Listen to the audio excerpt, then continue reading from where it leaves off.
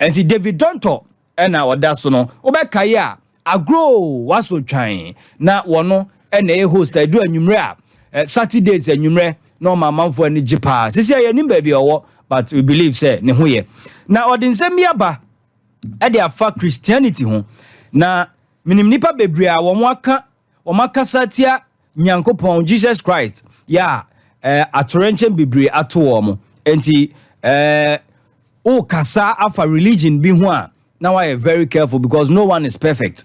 And I say, I've not committed any sin for Jesus to come and die and save me.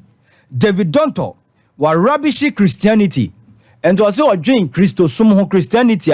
On Tiasie, you see, Obi, Yemboni inti, ena, Abranti ebi, ni papa sumano, emani be wu ye, de pepa ye boni je yankwana. David Dontor, I say, I've not committed any sin for Jesus to come and die and save me.